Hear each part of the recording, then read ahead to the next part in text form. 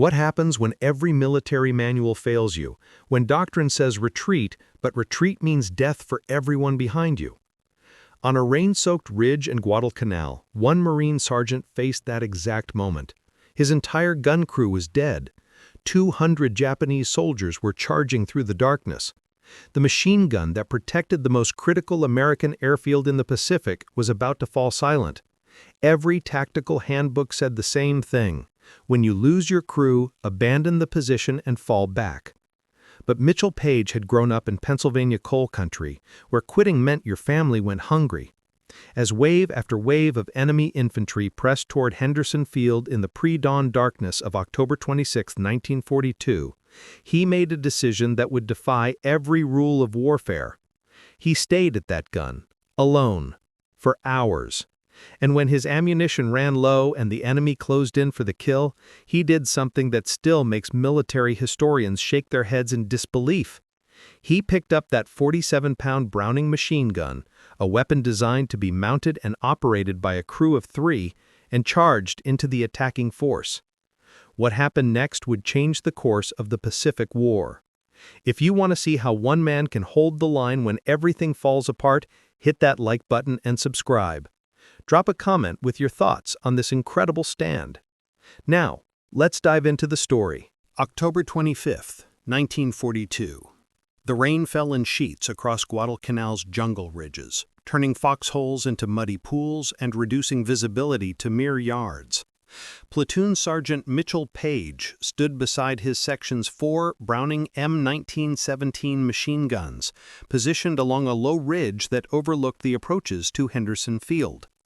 Below him, barely visible through the tropical downpour, lay the most valuable piece of real estate in the South Pacific, an airstrip that American forces had seized from the Japanese just 2 months earlier.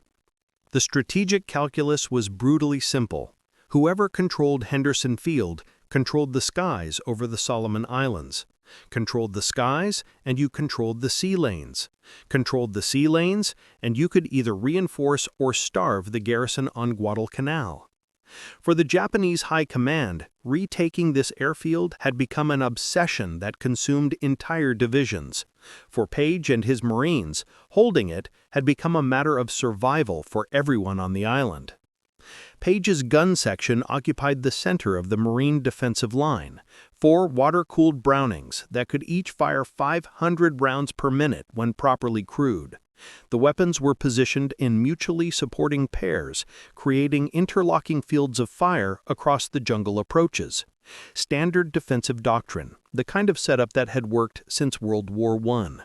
Machine guns anchored the line, riflemen filled the gaps, and artillery provided distant fire support. It was supposed to be impregnable. But Paige had been fighting on Guadalcanal since August, and he knew better than to trust doctrine alone. The Japanese didn't fight by American rules. They attacked at night, when visibility favored the infiltrator over the defender.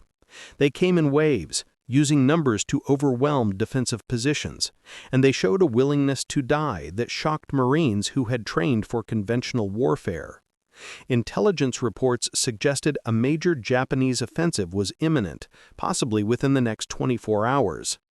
As darkness fell on October 25th, Paige checked his gun crews one final time. Each Browning had a 3-man team, a gunner to fire the weapon, an assistant gunner to feed ammunition belts, and a spare man to replace casualties or carry additional ammunition from the supply dump 30 yards behind the line. 12 men total under Paige's command, responsible for defending a 200-yard frontage against whatever the jungle might throw at them. The machine guns themselves were mechanical marvels, each weighing 47 pounds without its tripod mount, capable of sustained fire that could cut down entire companies of advancing infantry. But they required constant attention, water had to be maintained in their cooling jackets, ammunition belts needed careful feeding to prevent jams, and the barrels would glow red hot after extended firing. These were crew-served weapons that demanded teamwork, training, and constant maintenance. A single man operating one alone was theoretically impossible. At 2300 hours, the Japanese artillery began. Shells screamed overhead.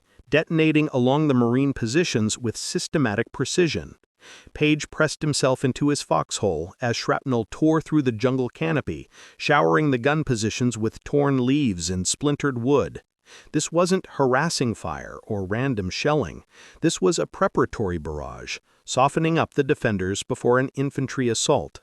The Japanese were coming tonight. The artillery lifted at 0200 hours, replaced by an eerie silence broken only by the sound of rain and the distant surf. Paige raised his head cautiously from his foxhole, peering into the darkness beyond the gun positions. In the growing quiet, he could hear something new, voices in Japanese, urgent whispers carrying through the wet jungle air, and the unmistakable sound of equipment being moved into assault positions. Then the night erupted. Japanese soldiers emerged from the tree line in a human wave, their battle cries echoing across the ridge as they charged the Marine positions. Paige's gun crews opened fire immediately, the 4 Brownings hammering out a devastating crossfire that should have stopped any assault cold. Tracers arced through the darkness, marking the paths of bullets that tore into the attacking formation. Enemy soldiers fell in windrows, cut down by the interlocking machine gun fire. But they kept coming. For every Japanese soldier who fell, 2 more seemed to take his place. They came in organized waves, some carrying rifles, others wielding swords and bayonets, all of them screaming and charging with a ferocity that defied the storm of lead ripping through their ranks. This wasn't a probing attack or limited assault. This was an all-out offensive designed to overwhelm the American defenses through sheer numbers and determination. Paige moved between his gun positions, directing fire and encouraging his crews. The leftmost Browning was tracking targets at 50 yards, its barrel beginning to glow from sustained firing. The rightmost gun had already burned through 2 ammunition belts, nearly 500 rounds, and the assistant gunner was frantically bringing up more from the supply dump. In the center, Paige's own gun was firing controlled bursts, conserving ammunition while maintaining a steady rate of fire. The first Japanese soldier reached the Marine line at approximately 02:15 hours, breaking through a gap between rifle positions. Paige saw him coming, dropped to one knee, and killed him with his .45 caliber pistol at point-blank range. But the infiltrator's success indicated a dangerous truth. The defensive line was being pressed to its limits, and gaps were opening where determined attackers could break through. At 02:30, disaster struck. A Japanese grenade landed directly in the position of the leftmost machine gun. The explosion killed the gunner instantly and wounded both crew members so severely they could no longer fight. Paige rushed to the position, finding the Browning miraculously undamaged, but its crew scattered or dead. He grabbed the ammunition belt, fed it into the weapon, and began firing himself, working the gun with practiced efficiency despite being alone at a weapon designed for 3 men. The second wave hit before he could return to his own position. More Japanese soldiers, perhaps 50 or 60 this time, advancing in organized rushes that showed tactical sophistication. They were using fire and movement, some soldiers laying down covering fire while others advanced. They had learned from the first assault's failures and were adapting their tactics in real time. Paige watched as another of his gun positions took a direct hit from a knee mortar round, the explosion silencing the Browning and killing at least 1 crew member. Now 2 of his 4 machine guns were either destroyed or abandoned, and the defensive line was compressing under relentless pressure. Paige made a decision that would have seemed insane to any tactical manual. He would man multiple guns himself, running between positions to keep them firing. He sprinted from the leftmost gun to the center position, grabbed the Browning's handles, and opened fire on a group of Japanese soldiers who had closed to within 30 yards. The weapon bucked in his hands as he swept the barrel across their formation, watching them fall. By 0300 hours, Mitchell Paige's tactical situation had deteriorated from dire to catastrophic. Of his original 12-man gun section, only 2 Marines remained combat effective, and both were wounded. The others were dead, evacuated, or too severely injured to continue fighting. 3 of his 4 machine guns sat silent, their crews casualties of the sustained Japanese assault. Only 1 Browning remained operational, and Paige was firing it alone while enemy soldiers pressed the attack from multiple directions.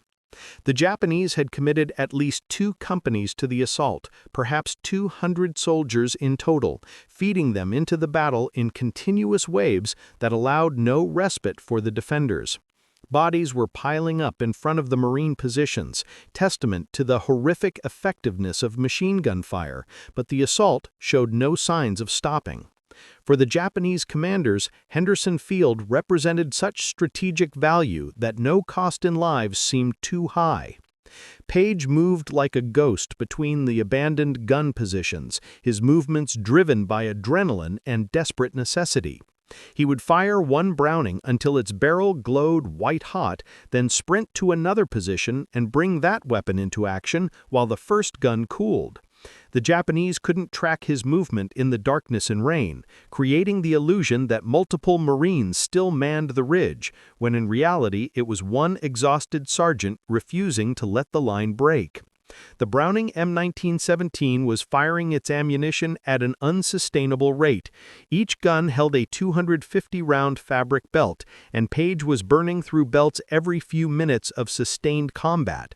He began scavenging ammunition from the abandoned positions, dragging heavy metal cans of linked rounds through the mud while Japanese bullets cracked overhead. The physical exertion was enormous. Each ammunition can weighed over 20 pounds, and Paige was moving them while simultaneously operating the machine guns and watching for enemy infiltrators. At approximately 03:30, a Japanese soldier emerged from the darkness directly beside Paige's position, his bayonet fixed and ready for close combat. There was no time to swing the machine gun around. Paige released the Browning's handles, drew his .45 pistol, and shot the man 3 times at a range of less than 6 feet. The Japanese soldier fell backward into the communications trench, but his assault had served its purpose. 2 more enemy soldiers were rushing the position from the left flank. Paige killed them both with the pistol, then reloaded the .45 with his last magazine. 7 rounds remaining in his sidearm, countless enemy soldiers still in the jungle, and dawn was still hours away. He holstered the pistol and returned to the machine gun, feeding a fresh ammunition belt into the Browning's receiver. The weapon's barrel was so hot that he could feel radiant heat through his uniform, but it was still functional, still capable of the sustained fire that kept the Japanese assault from overrunning the ridge. The 4th wave came at 400 hours, the largest yet, perhaps 60 Japanese soldiers in extended formation, advancing with covering fire from light machine guns positioned in the jungle. Paige recognized the tactical sophistication. These were veteran infantry, using combined arms tactics that should have overwhelmed a lone defender. He waited until they were 40 yards away, then opened fire with controlled bursts that walked across their formation. The Browning hammered out its deadly rhythm, tracers marking the path of bullets that found flesh and bone. Paige worked the gun with mechanical precision, traversing left to right and back again, maintaining constant pressure on the attacking force. Japanese soldiers fell in groups, cut down by the interlocking fire from a weapon that wasn't supposed to be manned by a single Marine. But some kept coming, closing the distance despite horrific casualties. At 30 yards, Paige could see their individual faces in the muzzle flashes and occasional illumination flares. Young men, most of them, following orders that would see them dead on a muddy ridge thousands of miles from home. He felt no hatred, only the grim professional focus of a Marine doing his job. The machine gun continued its work, and the assault wave broke apart under sustained fire, the survivors melting back into the jungle darkness. Dawn was perhaps 90 minutes away when Mitchell Paige made the decision that would define his legend. The Japanese were massing for what appeared to be their final assault, and his ammunition situation had become critical. 3 of the 4 gun positions were completely dry, their ammunition exhausted during the night's fighting. Only his primary Browning still had linked rounds available, perhaps 200 bullets in the remaining belt, plus one partial can he had scavenged from an abandoned position. 200 rounds against what sounded like at least 50 Japanese soldiers organizing in the jungle below. Simple mathematics said those bullets wouldn't be enough, not if the enemy came in a coordinated rush from multiple directions. Paige could kill perhaps 30 or 40 enemy soldiers with careful, aimed fire, but the survivors would overrun his position and push through to Henderson Field beyond. The airstrip would fall, and with it any hope of holding Guadalcanal. Standard tactical doctrine was clear in this situation. When ammunition runs critically low and the position becomes untenable, the defender should fall back to secondary positions and preserve his force for continued resistance. No manual suggested that a lone Marine should attempt to hold against overwhelming numbers with insufficient ammunition. Retreat was not just acceptable, it was the only logical choice. But Paige understood something the manuals didn't address. There were no secondary positions. Behind him lay Henderson Field and the thousands of American servicemen whose survival depended on that airstrip remaining operational. If the Japanese broke through his ridge, they would have a clear path to the airfield and the strategic initiative that came with it.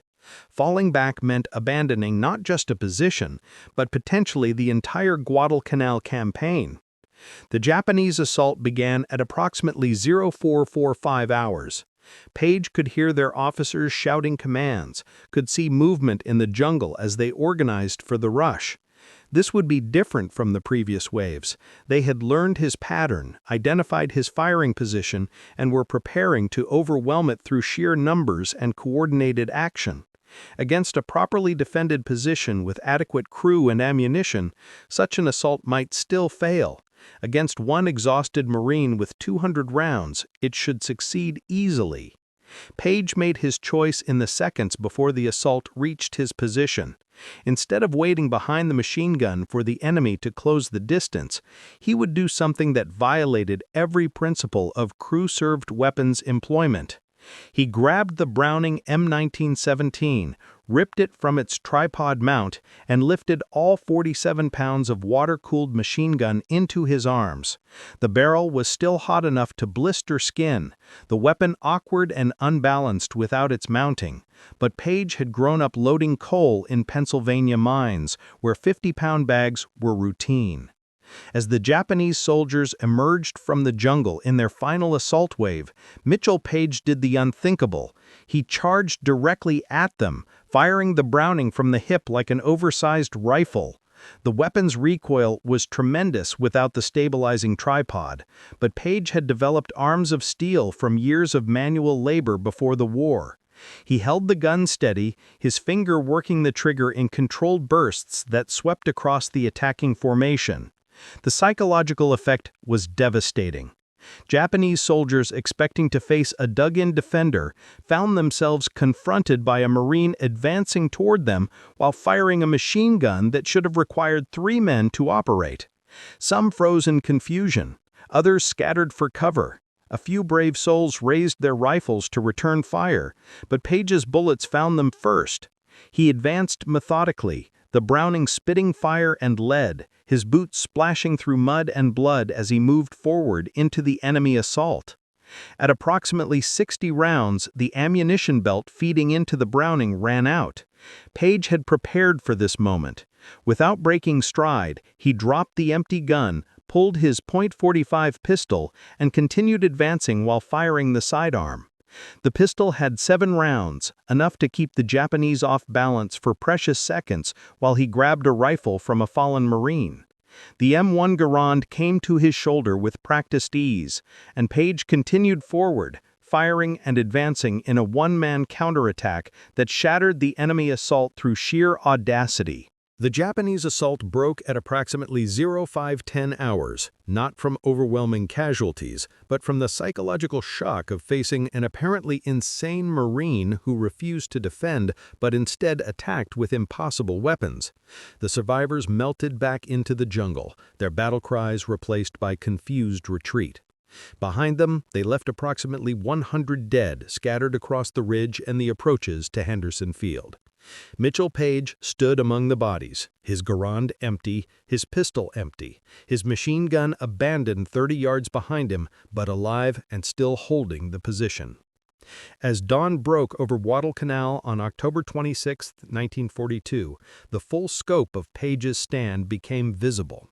Relief forces from other Marine units arrived to find the ridge littered with Japanese dead, abandoned weapons, and the evidence of a night-long battle that should have been catastrophically lost. Of Paige's original 12-man gun section, he was one of only 3 still standing, and the other 2 had been wounded and evacuated during the night. He had held this critical position essentially alone for over 3 hours of continuous combat. The tactical significance became clear as Marine officers surveyed the battlefield. Had the Japanese broken through Paige's ridge, they would have had a direct path to Henderson Field. The airstrip's fighters and bombers were fueling for morning missions when the assault reached its climax. If enemy soldiers had penetrated to the flight line, they could have destroyed aircraft, killed pilots, and seized the airfield that represented American air superiority over the Solomon Islands. Instead, those planes took off on schedule, providing the air cover that would help Marines hold Guadalcanal for 3 more months of brutal fighting. The Browning M1917 that Paige had carried into combat sat where he had dropped it, its barrel warped from sustained fire and the shock of being used in ways its designers never intended. Ordnance specialists who examined the weapon later expressed amazement that it had continued functioning under such conditions.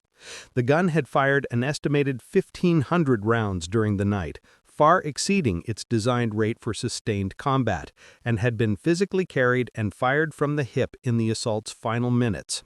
It should have jammed, overheated to failure, or simply broken from the mechanical stress. Instead, it had worked perfectly until its ammunition ran out.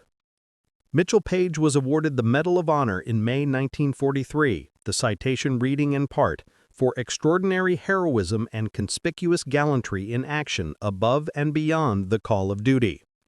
But the official recognition couldn't capture what his stand had meant strategically. Henderson Field remained operational, allowing American aircraft to interdict Japanese supply convoys and provide close air support for ground forces. That airfield would prove decisive in the Guadalcanal campaign, and Guadalcanal would prove decisive in the Pacific War. When military historians later analyzed the battle, they focused on Paige's decision to advance with the machine gun rather than retreat or defend in place. The consensus was that it should not have worked. Crew-served weapons are called that for good reason, and one man cannot match the effectiveness of a properly trained crew. But doctrine assumes rational actors making optimal choices under known conditions. It doesn't account for the psychological impact of seeing the impossible made real, of watching a lone Marine charge forward with a weapon that physically should not be mobile. The lesson that emerged from that muddy ridge on Guadalcanal wasn't about superhuman strength or impossible marksmanship. It was about the moment when training and equipment fail, when doctrine offers no solutions, and individual courage becomes the only weapon that matters. Mitchell Paige had started that night with everything a Marine needed: a trained crew, adequate ammunition, properly positioned weapons, and sound defensive terrain. By dawn, all of that had been stripped away, leaving only one exhausted sergeant and his refusal to let the line break. The sun climbed over Henderson Field that morning, revealing American aircraft taking off for missions that would help secure the Solomon Islands and push the Japanese back toward their home waters. Mechanics serviced planes that might have burned on the runway if enemy soldiers had broken through during the night. Pilots briefed for missions they might never have flown if the airfield had fallen.